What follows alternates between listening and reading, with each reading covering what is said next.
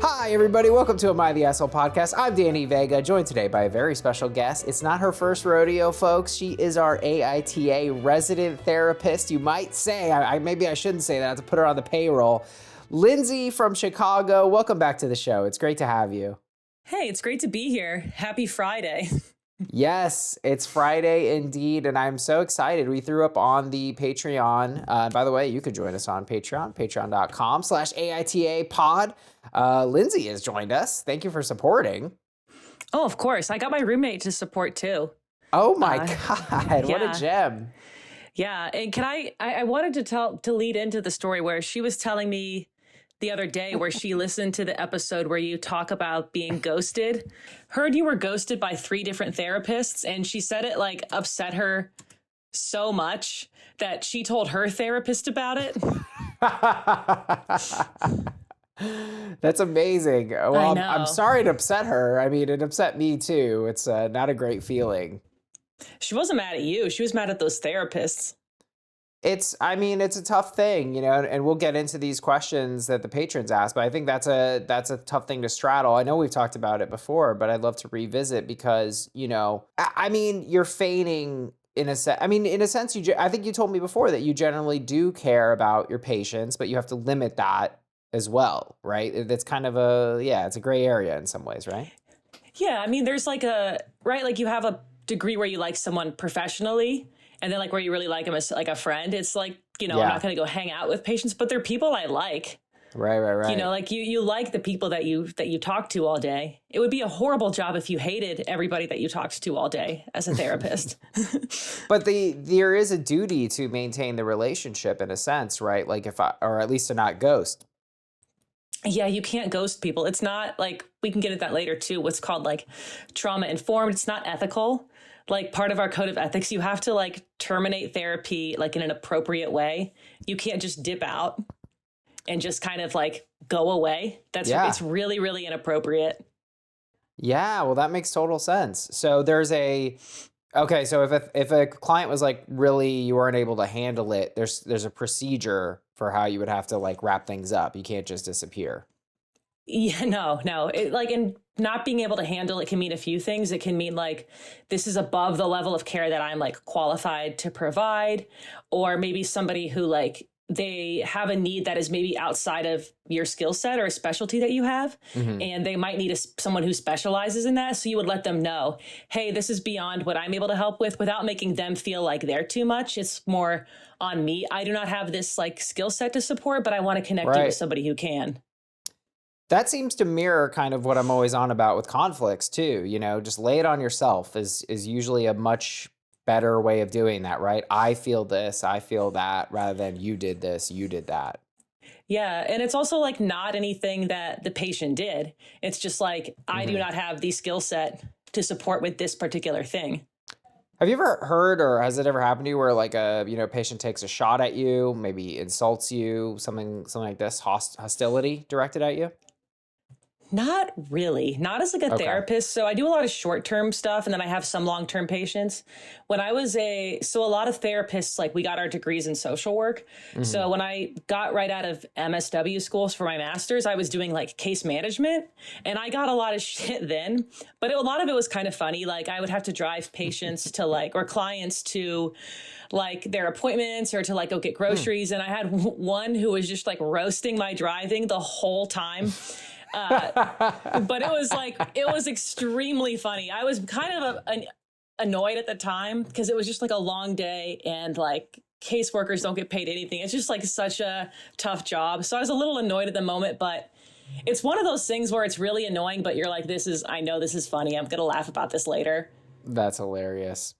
Well, we got some questions here, so we're going to get into a lot. Lindsey S. writes, accountant Lindsey here. So Lindsey's, is there a Lindsey variant? We've been talking about name variants. Linds, I guess. Lynn? Is Lynn a Lindsey variant? No, I think it's just Lindsey or Linds. Linds, yeah. Anyway, I'm getting distracted. She writes, I want to know what her experience has been with couples in open or polyam relationships. If there are any, has she developed her own personal opinions on the stability of one type of relationship framework over the other? So she was asking about like polyamory and like open relationships. Yeah. So I haven't done like couples counseling. I usually just do individual, but because of the population that I tend to work with, I do see a lot of people who are in like open relationships. And with that, like, I don't want to act like an expert on this, but with kind of like couples or, you know, like a group, like a polyamorous like couple, it's kind of a lot of like the same things as like a couple of like a two folks. Like it's a lot of boundary setting, people listening to each other. You know, what are my needs? What are my wants? How are they being met? And I think boundaries and probably insecurities that might come up in these situations are things that should be talked about and like addressed. Yeah, I actually think our patron V, who is involved in some polyam stuff, has told me that boundary culture and a lot of these things are kind of people in open relationships are pretty. I know those aren't the same, but they're very woke to these things because it's just part and parcel. It's like you gotta lay down the law a little bit because it's, you know, you've got multiple people, multiple expectations, so those people tend to be a little bit more on top of those things even.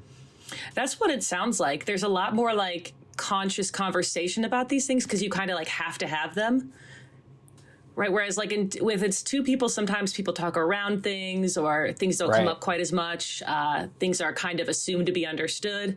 But when it's like a quote unquote non-traditional, there's a lot more conversation about like, what do I need? What is our boundary? How are we defining this? And kind of things like that, I guess. Yeah. Yeah, I mean, personally, I guess my question do you think, I guess I've been in a relationship and I've been like, I want to open this up. Do you think a lot of times that impulse is maybe rooted in something different than actually being compatible with the poly? Because like reflecting back, I'm like, I think that was more about not working on the relationship I was in, or maybe feeling stuck in a way, like we weren't able to work together. I mean, I think it'd be different for everybody. It's hard to say because for some people that really works and like monogamy just doesn't work for them. And so I think that's like an interesting question though. So for you, it was kind of a thought of wanting to open it up. And then when you're looking back, you're wondering, well, was that because I was dissatisfied in some way? Right. Like I think, you know, our sex life was hurting. And so it was like, this is a way to kind of fill that. But it's like what I needed to do was channel the energy into the relationship or figure out how to fix these problems. But I was sort of thinking, oh, well, it'd be nice to have sex with someone else. But now, you know, that I'm single, I'm like, I'm not really interested in a polyam lifestyle. But it felt like I was. Yeah, you had like a need that wasn't being met. Yeah, exactly. Exactly. Yeah. Yeah. I mean, it sounds like you have your answer there though. Like but it's different for everybody. I mean, I personally, I don't know if I would be able to do it, but I think like for some people it's what works for them and it is like the most healthy thing for them. Yeah, I think it's complicated to me because I'm like, well, some people are into that, and then some people, you know, we're so culturally, you know, monogamy is so normalized and shoved in our faces. It's like, how much are we able to get in touch with ourselves? And then there's all these like corner gray area cases where it's like, you know, maybe you want to be like super sexually active, but that doesn't necessarily mean that you're actually into that lifestyle. Maybe you just kind of want to have sex with a lot of people, and that might be driven by some other thing, you know? Yeah. Well, I think too, like we have to, when there's like a lot of societal shame associated with something, when we have like any sort of interest in it, there's this idea of like, well, do I really feel this way? Is there a reason I feel this way? We kind of like really, really think about why we feel this way. And it's like, well, we don't think that about a lot of other things. It tends to just kind of be when it's something that is like, on the more taboo side, or like that a lot of like people shame other people for it. Right. I'm vamping here, and we got all these questions to read, but I've just been thinking about this because Sarah and I were talking about it, and the idea being like, you know, there's all these tweets now. A lot of women tweet like, men are like this, men are like that, and you know, people speak in these generalizations. And I was thinking about this because I think they're talking about the romantic aspects they have, the intimacy that they have with men, because I've caught myself doing the same thing. You know, women be like this, women be like that. But I'm not thinking of people like you or people like Sarah, my friends, and all, my mother, I'm thinking about. And when I say things like this, it's always a reflection of my intimate romantic relationships. So this sort of like generalization, when I really look at it and zoom out, I'm like, that's actually a totally different thing. I'm really talking Yeah. about how I relate in an intimate sense with women, not actually women as a whole. Yeah. I mean, that's insightful. Geez. Yeah. Right. I mean, also though, like there's so much complexity when we're like looking back on a relationship that we don't necessarily do with like our friends or like people that we Right. know, or for the most, like, for a lot of people, their parents. For some people, there is going to be that with their parents, obviously, but that, Right. it sounds like not in this case. Yeah, I think it's a thing that I kind of harp on a lot, but just that I think a lot of psychological issues, disorders, and stuff, they always tend to live maybe in the field of intimacy. That's where it really comes out, when you really know someone. Does that make sense to you? Yeah, I mean, it's when we're vulnerable. And I think like so many things come from this idea of shame and like vulnerability. I think it exists because we're afraid of shame. And that's when it can be really difficult, especially when like such an intimate relationship, one, you're like exposed for being when you're in that, but also when it ends, right? Like you're so vulnerable and then it ends. That's a huge hit. And so, of course, there's going to be this like ruminating and trying to figure it out in anger, and women be like this, men be like that, because it's like you're dealing with a lot of shit and a lot of like pain and confusion and like ego hurting, even if you're the one who ended it. Like there's a lot of that. It's complex. Right, right. Yeah, we gotta do more stuff about vulnerability and shame. I hope maybe I can get Brene Brown on the pod, guys. Let's hope. Kat asks, as someone who has had a couple of really bad therapy experiences recently, but also some really good ones in the past, I'd like to know some red flags to look out for as to whether a therapist is a bad fit for a person or, just sucks. Yeah, this is a good question. And it's interesting because it's like, I was thinking about this and it's like, there are red flags, there are preferences, and there are kind of like non-negotiables. So there are some things where you might go, I would like a therapist who is like a woman, but it doesn't really matter. Then there might be a non-negotiable, like I need a therapist who's like a person of color. And then a red flag would be like, I would say that would go into someone who's unethical. And unethical can mean a lot of things. But not meeting somebody where they're at, I think, is the big one. And that can mean a lot of things. Just like telling people what to do, shaming them for things. And some of mine are going to be different, I think, than other people's, because it's like I'm thinking as one, a therapist, two, someone who goes to therapy, and then three, someone who works with therapists, and our team hires other therapists. So there are things, if I hear in an interview, I'm like, oh God, no. And that's usually when someone is just like, I just want to help people. And because I live in Chicago, the way some people talk about like the South Side of Chicago, which is predominantly Black. And so things like that, where people, and they say things that I'm like, that's coming off as like racist, or it is racist. And just things in general where I'm like, you are not like culturally competent.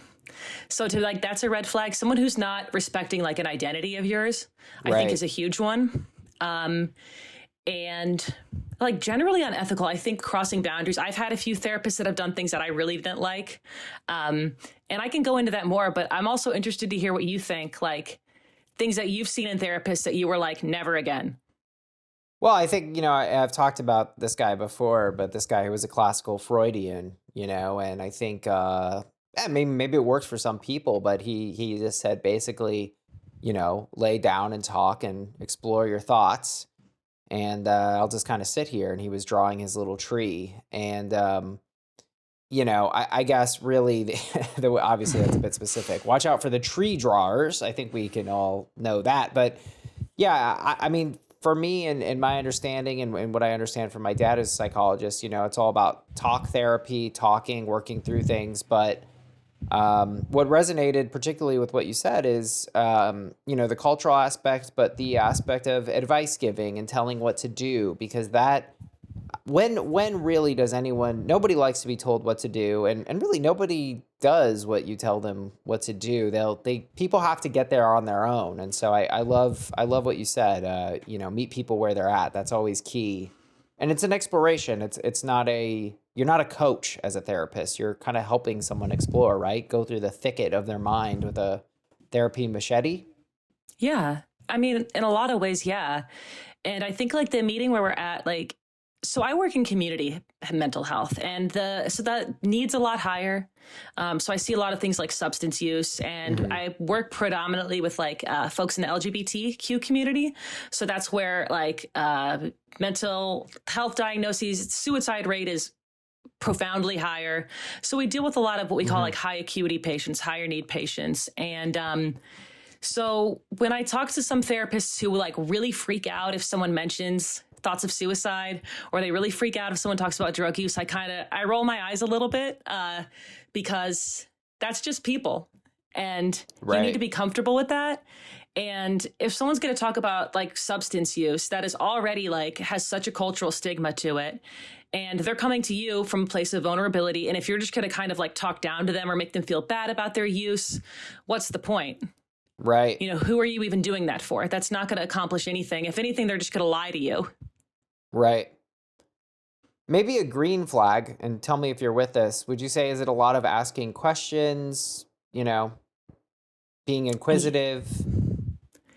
Yeah, I like that. I like asking questions, and also like, picking out something that you said and is like, tell me more about that. Like just a genuine interest. And so I like that a lot. And sometimes this is so non-clinical, but it's just a vibe.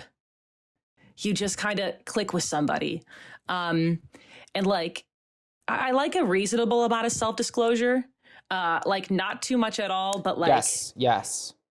Maybe when it's relevant. And that's part of our ethical code is like, do it when it's relevant. I had a therapist that I was seeing before the one I'm seeing now, and she just did way too much self-disclosure, and it made me like really uncomfortable. And like, I was talking about a relationship I was in where my ex was doing things that were just really like, just harmful and hurtful to me. And we would say objectively not the best way to behave. Right. And my therapist was trying to relate by saying like, oh yeah, I've done those things before. Like, well, that's now I don't trust you. Like now you're just kind of normalizing these things that my ex did that felt very confusing and harmful. Right. And like, I think so. I don't know if I can say this on the pod. It's legal here, but like, I smoke weed sometimes. Yeah. And like a therapist who would freak out about that is just not for me in 2022. But also like I had a therapist who was trying to be like really cool about it. Like, so what do you like? Like a little kush, a little indica, and like was just trying a little too hard to relate to me there. I don't like that. Like, it's like the, the teacher who like turns their chair backwards and is like, call me Dave. Right. That I don't like that. So I think it's different for everybody, but I think the biggest things are like unethical. So like your first session, they should be explaining to you like kind of what therapy is going to look like. Yeah. They should also let you know, hey, this is confidential unless these 3 things occur. And kind of like let you know what the bounds of therapy are, asking for your consent before engaging in any like specific type of therapy. Right. And just kind of keeping you informed along the way. That seems great. Someone with some structure, someone with a plan, green flags. I wanted to jump off one thing you said because I see this mirrored in so many interactions I've had, and I guess I feel like what I think about it is this: you were saying, that you were expressing these issues with an ex, and the therapist goes, "Oh, well, I did that," and maybe it was the kind of thing that's ambiguous, And by the way, I wanted to ask this. Oh boy, I'm opening up a lot of threads here. Go ahead. Are you? You're not LGBT? Yeah. Oh, you are not, or you are? Yeah, I am. Yeah, I'm a gay woman. Okay. Yeah. Oh, you're a gay woman. Okay, so that, I was going to say, because that, well, yeah, I mean, generally, would you say that people should seek out, I mean, that kind of goes with what you're saying with the vibe, right? The vibe's going to be a little bit more right when people can share some of your experiences. Yeah, and like everyone's different. Like I had only had gay therapists, and the last one I had this God, I hope she doesn't ever see or hear this. I'm sorry. But like when I had kind of wanted, I'm like, I need someone in the community. Okay. And yeah. And so she kind of was like, well, sort of, I'm like kind of bi-curious. And I'm like, that's not enough for me, because it's like, if it's just something that like, if she was bisexual, that would have been fine. But she's like, well, I don't know. Right. That's kind of still, I'm like, then there was kind of her trying to over relate a little bit. And I was like, well, you haven't experienced some of the things that I've experienced. And so it's okay if you haven't had that exact experience, but when you try to over relate and act like you have, that's going to feel like a little bit, I hesitate to use the word triggering, but like a little low key triggering.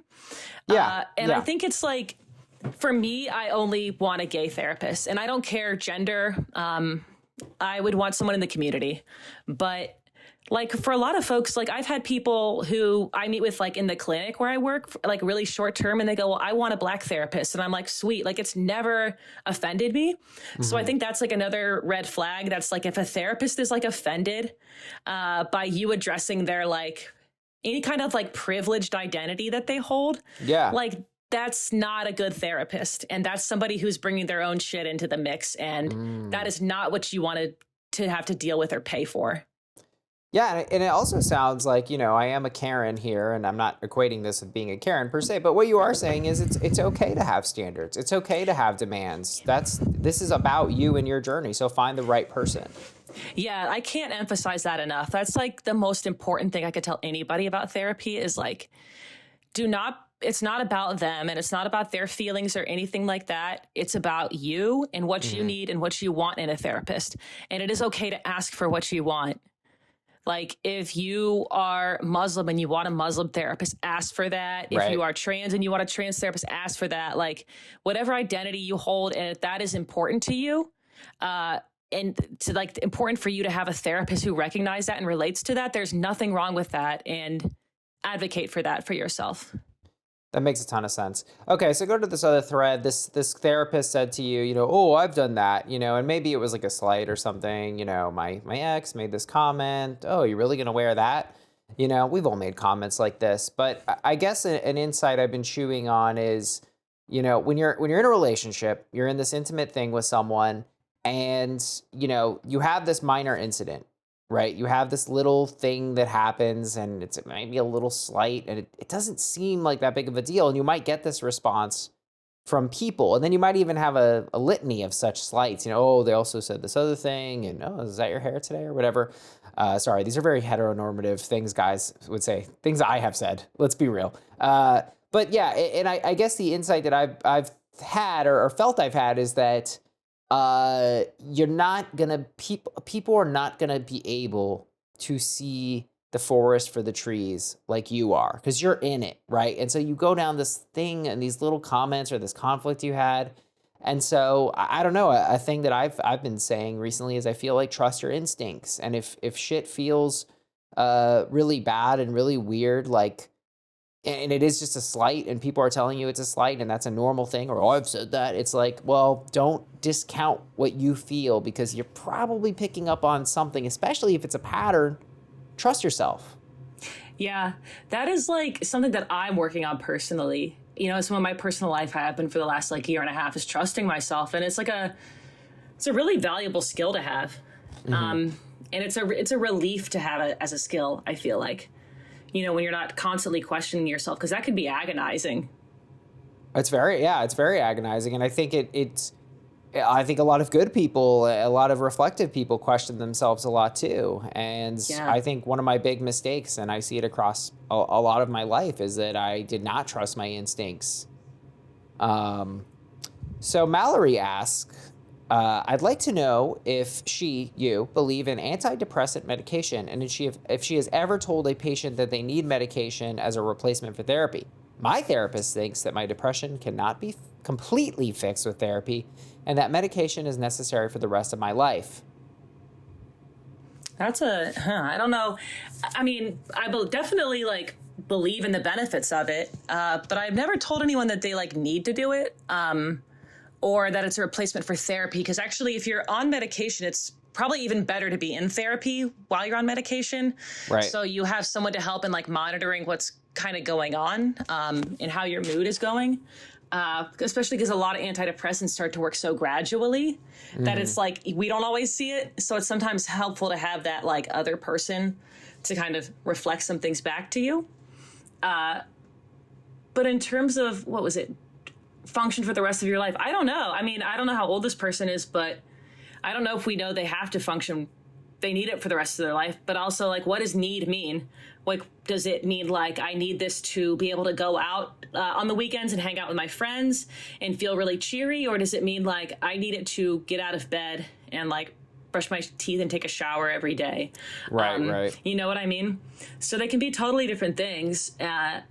And that's okay. It's kind of just like, what do you want your life to look like? And does it look like medication needs to be a part of your like plan for care if you want that to happen?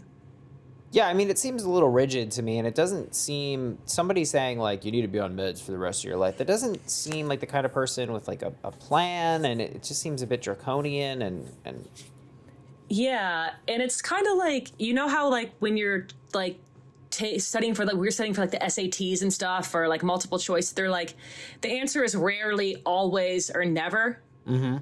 And that's kind of just how like it is now, like with therapy. Like it's, if they say like always or never, I'd be careful about what they're talking about, especially with medication. There's no way you need to like have to be on that for the rest of your life. We don't know. Right. We don't know what's going to happen. Right.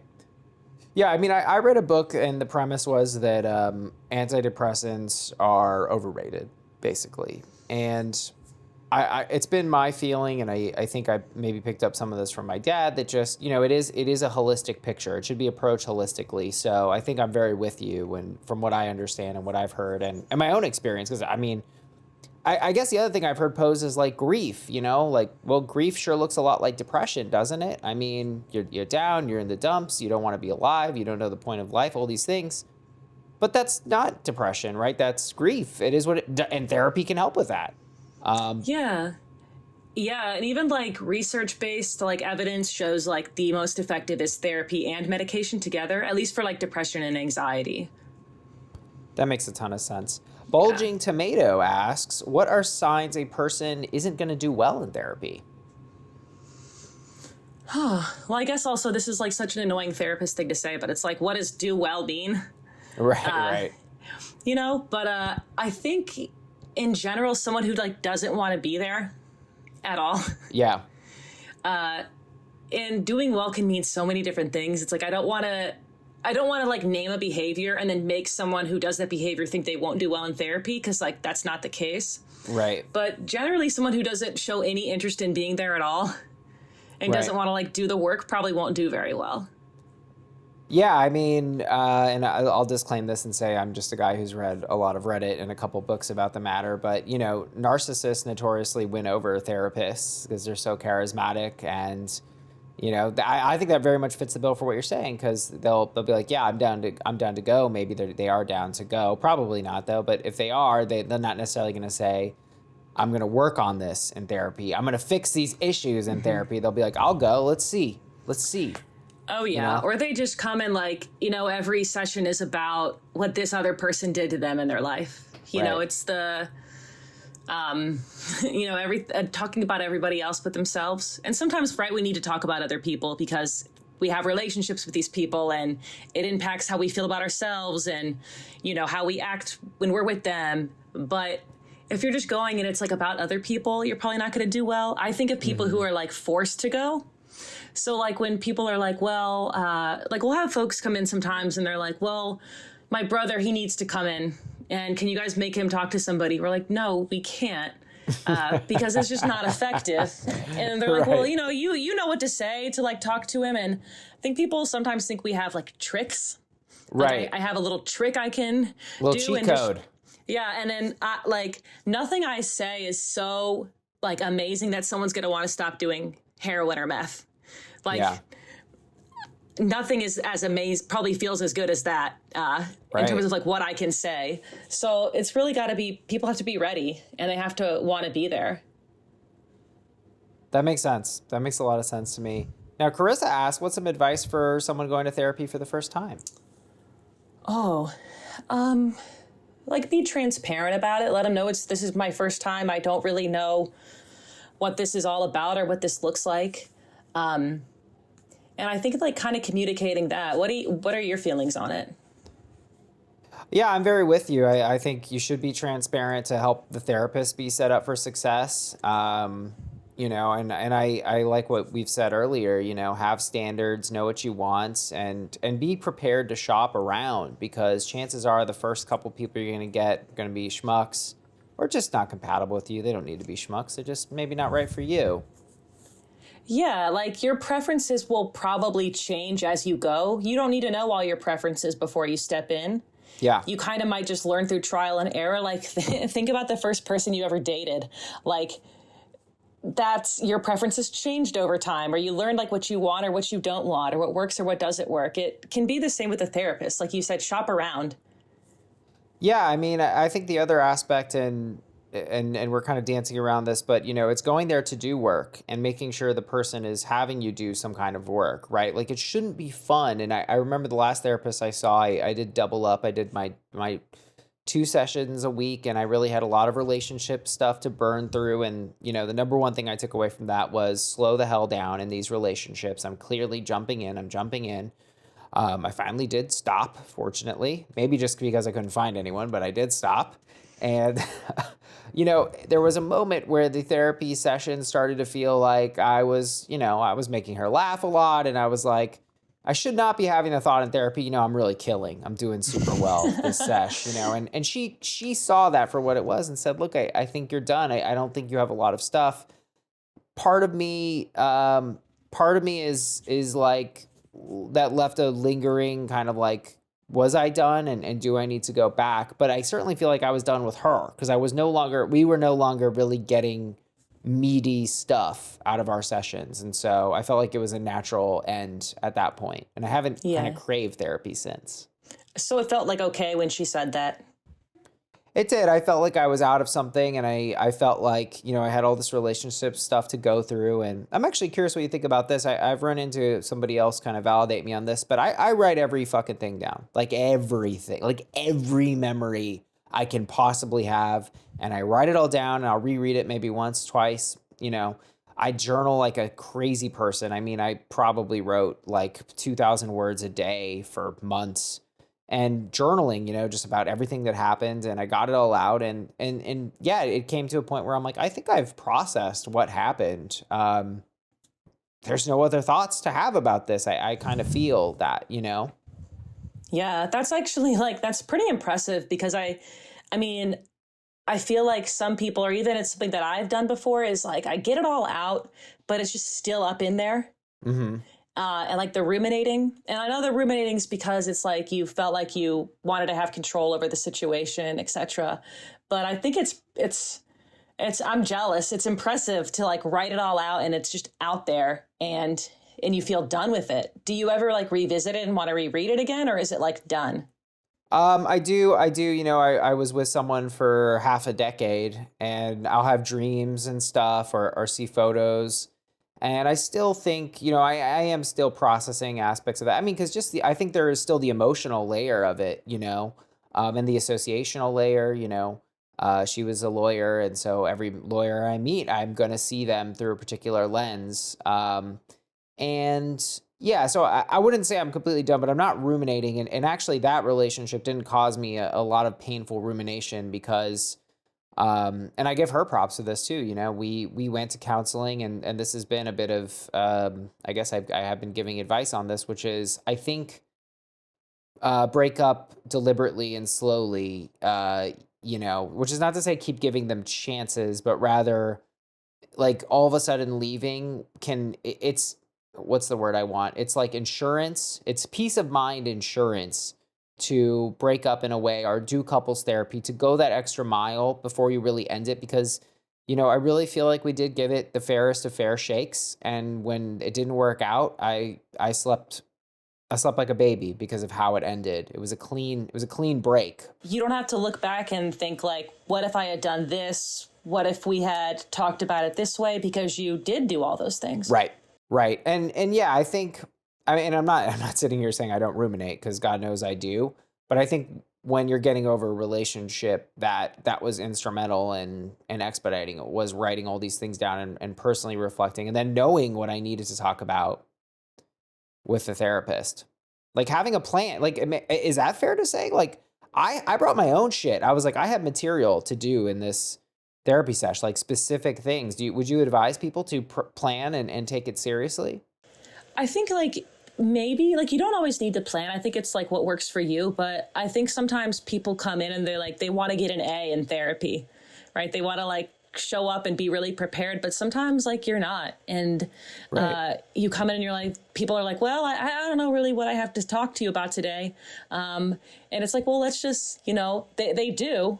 They just feel like they have to fill up the whole time and like entertain me almost. Yeah. And so I think like maybe if there's specific stuff, and also depending on the type of therapy, for like DBT or CBT, like you might have some like homework that you'll like want to update on. But for a lot of like talk therapy, some of it's just like the rapport and the relationship. And sometimes it'll just kind of happen naturally.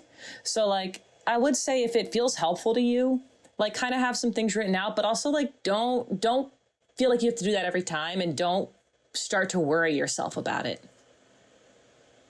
And don't get into too much of a habit of it. Yeah. You know? That makes sense. That makes sense. I think, yeah, I guess I'm wondering now if I'm too rigid, but I feel like it should be taken seriously, and I guess mean more in terms of setting, especially now we're in Zoom world. You know, be in a quiet place, be in a private place. Is that fair to say? Don't be walking around the park. This is not appropriate. Yeah, don't be like on the bus, on the phone, or like, you know, at your brother's house with like 9 other people over. You know, like some people, you can't help where you are. Right. But like try to find a quiet place, because it's also like your time. And you want to get the most out of it. And it's harder to like really open up if like you're maybe not somewhere like by yourself. You kind of have to censor yourself a little bit. Even if you don't realize you're doing it, you might have to. So yeah, kind of having like a place to yourself, a quiet place, somewhere that you feel like comfortable. Absolutely. Absolutely. This brings me to a memory of another therapist who tried to take therapy while she was driving. And yeah, yeah. And I was like, I'm not going to do that. I can't even believe that you would try to spin that on me. Was this recently? No. This was years ago. Oh my God. Were they on like FaceTime? No, they wanted to just be on a phone call while driving. And they're like, oh, it's not a big deal. I'm just driving home. And I was like, absolutely not. Yeah. But I think it's like important to share these experiences, because like people sometimes put therapists on a pedestal. Mm-hmm. And like with any job, there are a lot of bozos out there. And, you know, so like the same thing, kind of what we talked about in relationships, like trust your gut. And you can talk about they can talk about that with your therapist, but if something feels wrong, talk about that with them. Right. You know?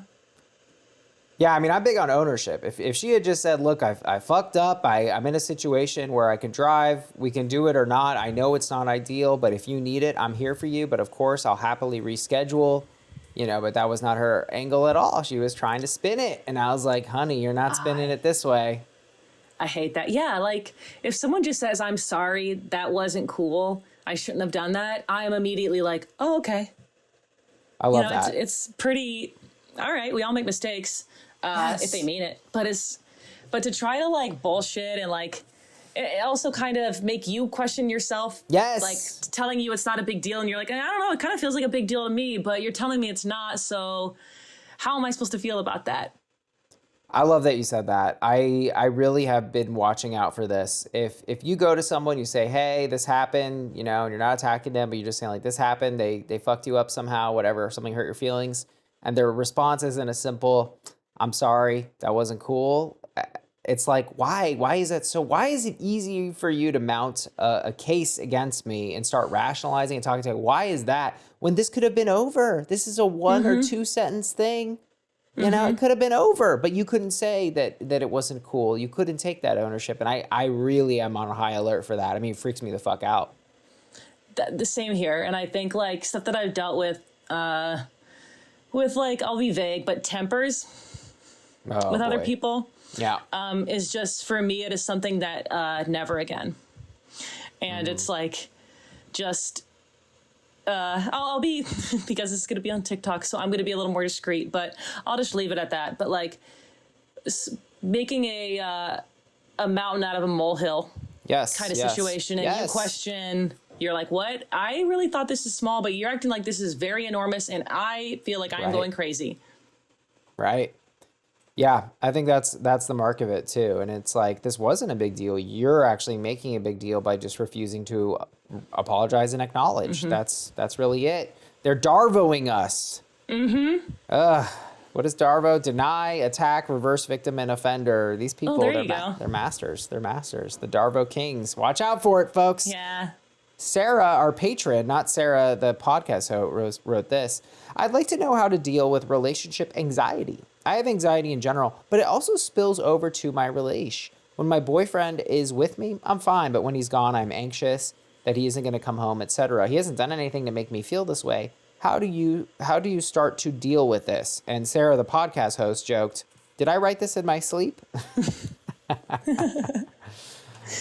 Well, that's like pretty complex, I would say, but I would want to know a lot more before I don't know if I could give advice on it necessarily, but I think this is something that like, I wonder if you've like talked to your boyfriend about it, but it also sounds like talking to somebody about this like professionally could be a good idea, because I'm also wondering, like, have you had an experience where somebody like didn't come home? Right? You were, that sounds like almost a trauma response. Like, this has happened before. Has this happened in other relationships that you've been in? Like I would want to know a little bit more. Do you feel this way about other people in your life not coming home, or just your boyfriend? Like, I'd kind of want to know a little bit more, because it sounds like a very specific anxiety. Right. Well, I will opine much more wildly than you. I see this as, well, I see a couple things here. First, I like that you said, why isn't this a conversation? Why hasn't this come up? And I'm always on high alert whenever there seems to be, and this can reflect on OP or it could reflect on the boyfriend, but why are you in an environment where this can't be brought up? Is that on you? Are you someone to internalize unassertiveness, a classic, folks? Or are you in a relationship where bringing up issues and bringing up feelings leads to temper tantrums, lack of apologies, lack of acknowledgement, defensiveness, things of this nature? So that's my first question. But go ahead. No, I said that's a good point. I want to know more like about the nature of their relationship. Yeah. Yeah, and then, I mean, if that's not it, and this maybe has brought up, but you still feel this way, then yeah, I think you hit the nail on the head. Maybe this is something about your attachment style, and is it across the board, or is it just localized to your boyfriend? So these are all good things to explore with someone professionally, as you put so well. Now, legendary Auntie, she's having roommate issues. She writes, my roommate is serially late with her share of the rent. Messy and unhygienic to the point of odors. Also a terrible dog owner. Wow, this is a searing indictment. A smelly person who is bad to their dog? This is like one step up from pedophile here. Good God. But also I know that my roommate is bipolar depressive, and in the last week confided in me that she had suicidal ideations. I don't believe she is in danger presently. She's working with a counselor and social worker. Previous efforts to address my concerns are always awkward and kind of work for a little, but the same issues just come up again and again. I want to support her, especially since she's in a sensitive place, but it's also gotten to the point where it's hurting my financial situation and causing me to feel uncomfortable in my own home. How can we have a productive convo? Oh, I wonder like what their relationship is.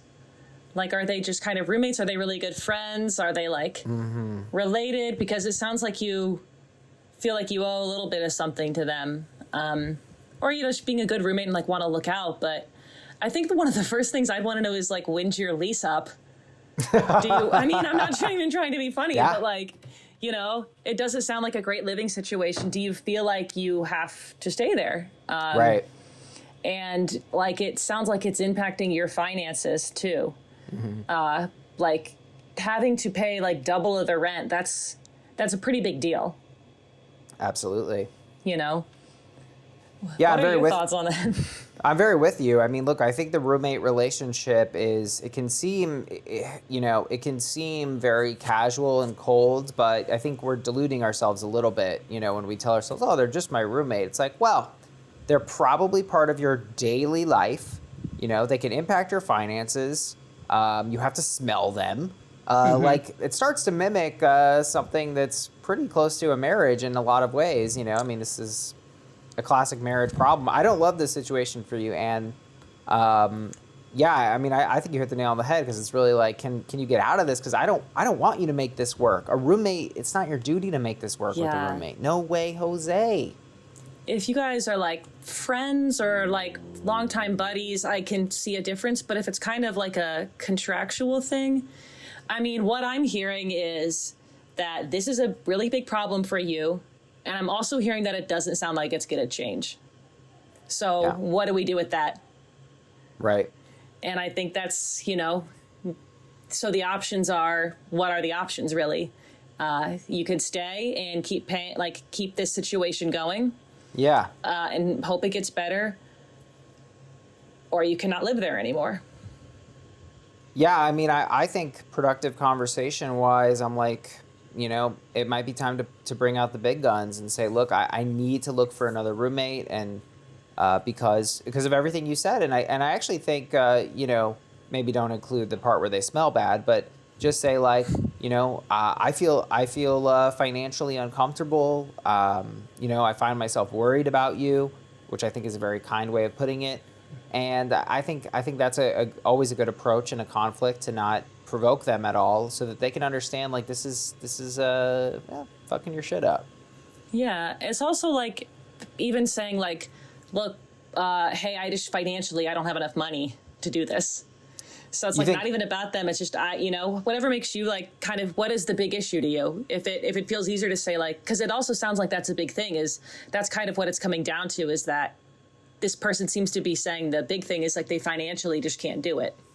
I like that. I actually like that more than what I said. I think you're on point. I think hit it from the financial contractual angle, keep it cold.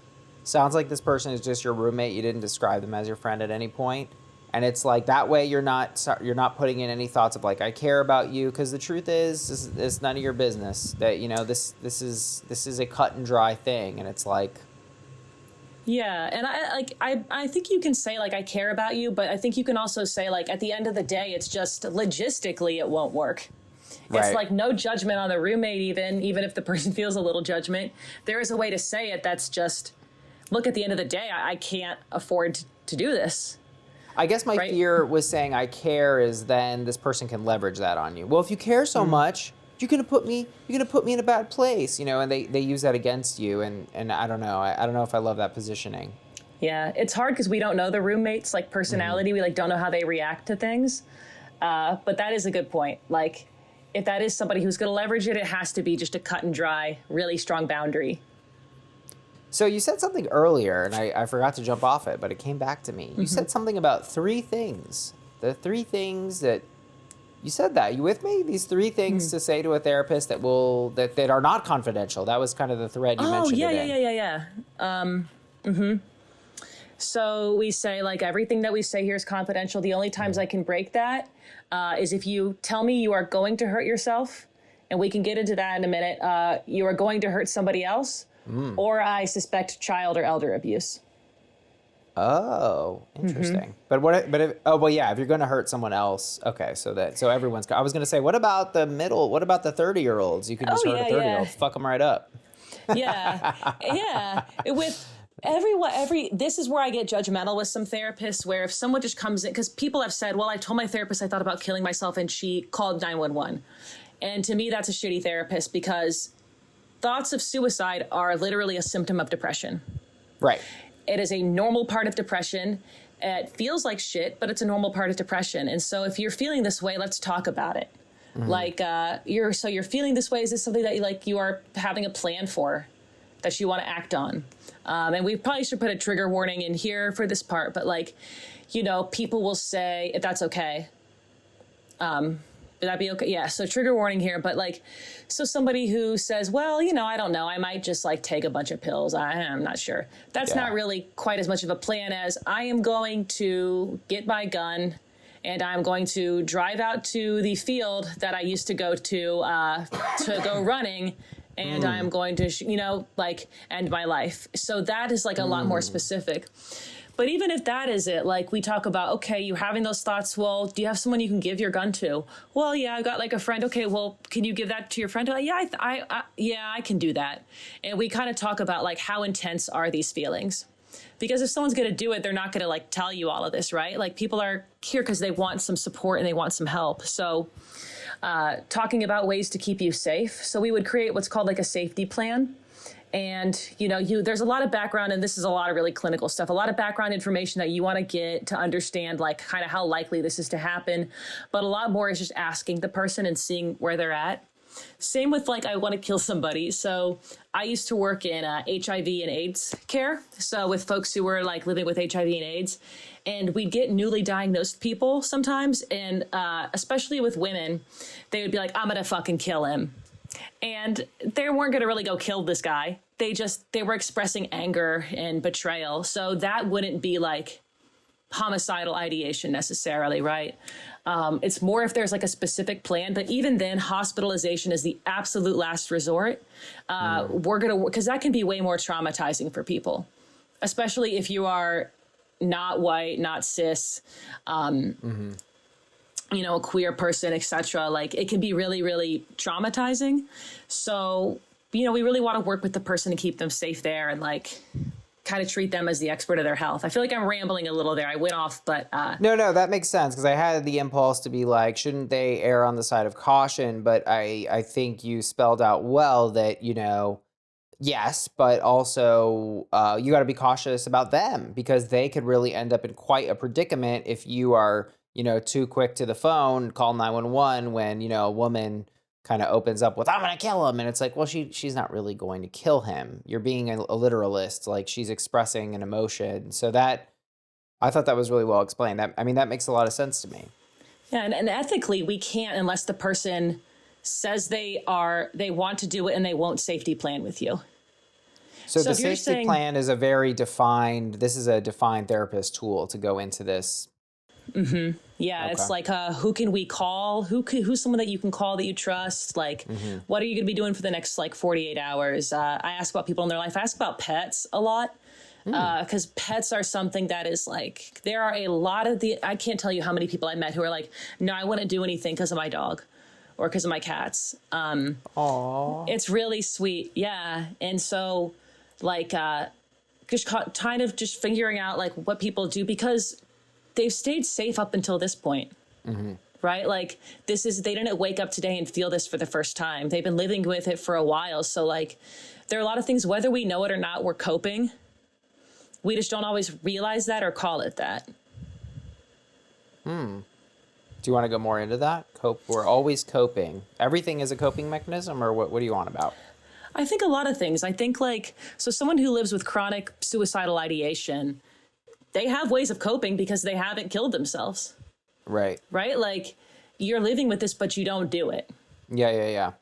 Sometimes people go, well, I'm too afraid or I'm too lazy or this or that. But, then there are people who go, well, I'll just kind of I'll smoke some weed and I'll play video games and, I feel a little bit better or it distracts me a little bit. It might not feel better, but it feels less bad. And so it's okay, do that. I talk to people who go, well, I feel better when I play video games, but I know that's probably not the healthiest thing. I'm like, it sounds like it's really healthy. It sounds like it's what makes you feel like you don't want to kill yourself. It sounds like it's what makes you feel the best. So play some video games, so. Oh, right. Yeah, no, I wanted to bring this up in Anne's situation. I think a thing that I've been thinking about too is trajectory, and I see this across the board. In other words, people, they bite off more than they can chew. This is a chronic thing, it's like, so if so in Anne's case, she's got this roommate, they keep having these conflicts. Hey, please don't do this. Things get better, but then they go right back to bad. Happens again. things get better. They go right back to bad. But is it just as bad as before, or is it a little better?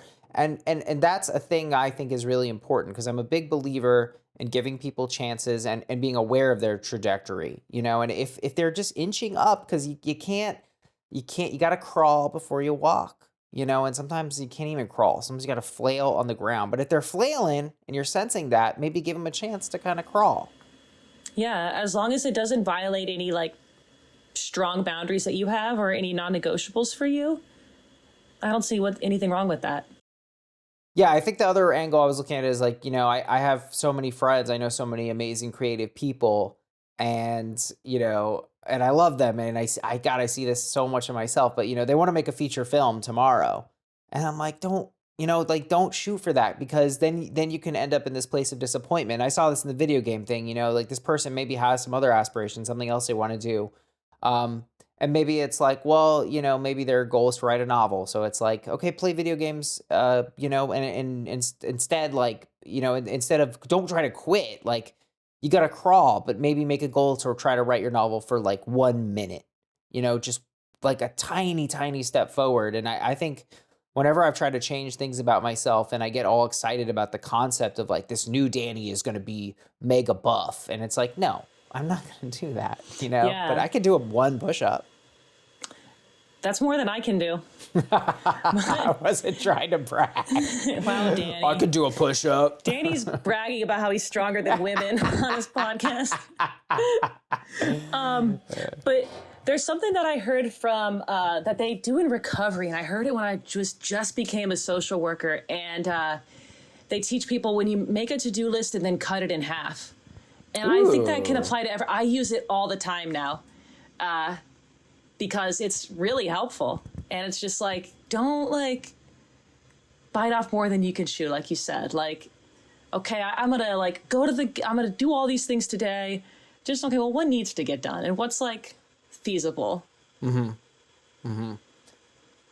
Love that. Kaylee S., she asks, are religious therapists a red flag? I live in the Bible Belt and had a terrible experience with one. I'm having trouble finding someone who won't just tell me to pray about it. Oh my God. Oh my God. Is that pervasive? Yeah, not in Chicago as much. You can go to church an hour a week for free. And you don't have to go to, geez. Yeah, yeah, that's a red flag. And some people work through like a religious framework, and some people want that, right? Like I want a therapist who's like Catholic or someone who's Christian. But it sounds like in this case, the therapist is like imposing it on this person. Yeah. They didn't ask for it. They're just saying, well, pray about it. And that doesn't sound helpful at all. Yeah, this seems to go back to the compatibility thing. If you're religious, you probably want someone who has, similar beliefs to you. But if you're not, that's probably going to rub you the wrong way. But it does seem an ethical violation to bring that shit in. It doesn't seem like something you should open with, right? Yeah, it is. But also it's like the Bible Belt. So, yeah. There are therapists who still do conversion therapy. So, oh, God. Like, so who can really say, like, there is our code of ethics, but not everybody follows that. Mm-hmm. And also, like, I wouldn't consider myself religious, but I have patients who talk to me about their religion, and like, it's because they brought it up. We discuss it as like a coping mechanism or something that makes them feel empowered or at peace, but they brought it up. Right. It's not something to like impose on somebody. Yeah, that's crazy. I'm sorry, poster, that happened. Oh my God. Yeah. And I would also like, if they have a website, take a look at their website, because it'll usually have something on there. Just look for like mentions of like God and religion and things like that on there, and just try to do a little like seeking it out, just to see if any of that is like, you can catch that before you have to go see them and like waste your time. That makes a ton of sense to me. Yeah, do some research. So I kind of went off on the Patreon about this book I had read, and I was curious, had you heard of this book? It's called The Myth of Mental Illness. Are you familiar with any of these ideas? I actually hadn't. I kind of had vaguely heard of it, but I didn't know too much about it. So what were your kind of thoughts on it? Or like, what did you kind of extract from that? Yeah, so I mean, it kind of gripped me because the kind of opening of it is that, mental illness doesn't exist. That's the title of the book. And then the way he expands on that is that this isn't a controversial claim. This is, an analytic truth, meaning that it's true by definition, right? Because a physical illness is, it's something objective. And, you broke your arm. There it is right there. You cracked it. Everyone agrees that's a crack. That's not what arms look like, and that's it's so obvious. Whereas with psychology, one of the examples that I had posed is an addict. Well, are you an addict? Why? Is it because your brain looks a certain way? It's like, no, you would never define someone as an addict based on the state of their brain, right? You would go by their behavior. You would go by, probably more than anything, their own account. Yeah, because addict isn't like a clinical term. And so it's usually something that people use to define themselves. But we would say either like alcohol dependency or substance use disorder. But it wouldn't be, because it's about the behavior. So some of the language has evolved too, because I know this was written in like 1960, right? It was Right. Yeah, so that's back when we were just throwing people into institutions for anything and pathologizing everything. So okay, because I mean, I guess maybe to just try to give it a little bit more legs, because I want people to understand that I mean it sat with me, it sat heavy with me. I was like, I need to understand why this is wrong, but a lot of psychology, a lot of diagnosis is based on subjective things, self-reporting, testing. It's not blood work, right? Like there's a softness to psychology. Is that fair to say? It can depend. And also I'm neither all on one side or the other, because I think it's really nuanced. But so things like depression, we generally have 9 questions that we ask, and we have people kind of, on a scale. And they're generally pretty objective, but sometimes it's I feeling hopeless, down, right. That is vague. Now, things like schizophrenia are a little more clinically objective. It's you're hearing voices or you're not. Well, yeah, but you can't prove that. No, you can't. And that's kind of a big problem. It has to be the client's autonomy and that person's autonomy. So, I think that when this was written, it sounds like this person was making some very good points, because in 1960, if you're you could be gay and just thrown into an asylum for the rest of your life, right? That's back when we had kind of these more institutions. Now these shut down. A lot of these places shut down in the 80s. Yeah. And that led to this homelessness, and it happened right during the big drug epidemic. So that's kind of a tangent, but essentially we were pathologizing everything that we were still doing. I mean, this is what, 5 or 6 years even before. Have you seen or read One Flew Over the Cuckoo's Nest? I have. It's funny. I've been citing it because I don't think I remember it right. I seem to remember it as a movie about, people in an asylum, that were kind of, they were there and they wanted to leave, but it wasn't necessarily the best case that they leave. But I don't actually remember that. I remember that it was a good movie. Yeah. It, but I mean, a big part of it is it shows kind of the horrors that mental health treatment used to be. Okay. And this because electroshock therapy is a part of it. That's where I'm remembering that. Lobotomies and this was written after the myth of mental illness. So 1960, 1961, it was still really barbaric. And like we said, it was now there aren't necessarily institutions where you go and you're just locked away. You'll probably go to the hospital for 72 hours and then they'll release you, or they'll keep you there longer if they think you need to be there longer. And so it's a lot different than kind of what we associate institutions with back in the past. So it's also really, really different. And back then you could just throw somebody in there. Now it's kind of people need to have this certain criteria. I mean, people get involuntarily hospitalized all the time for a lot of unethical reasons. And I have confusing feelings about the ethics of that. But yeah, I think the time that it was written is a big thing to think about. Well, it's so interesting because, and my dad was offering his casual opinion, as a psychologist of 30 years, and he was saying, oh, that book, it put a lot of people on the street that maybe aren't doing better on the street. But you brought this kind of LGBT perspective where it's like this was also being leveraged. And I think this was the intent of the author, was to say that, the states can potentially work to arbitrarily take people's freedom, which is a bad thing. But what I thought, I guess, was so interesting is that there are cases where someone might do better in a case with a little bit of structure, and actually giving them their freedom would give them less freedom, right? Because they're on the streets and they're trying to put together meals and shelter and struggling so much. And so I thought it was a great exploration of like gray areas, especially because psychology itself is really like, I would say it is scientific, but it's just not, it's not hard science, it's just, having schizophrenia even is not like having a broken arm. No, and like things are so, with a broken arm, you pretty much know it's a broken arm. It's so easy to misdiagnose things, Right. like schizophrenia and even PTSD. Yeah. If like you were like 10 years ago, you were in the woods and someone came up behind you and attacked you, right? And it Okay. was horribly traumatic. And years later, you start to hear you'll hear a tree branch breaking Ooh. here and there. Okay, so we'd want to explore, is that a hallucination or is that a flashback? Oh. Oh, that's interesting.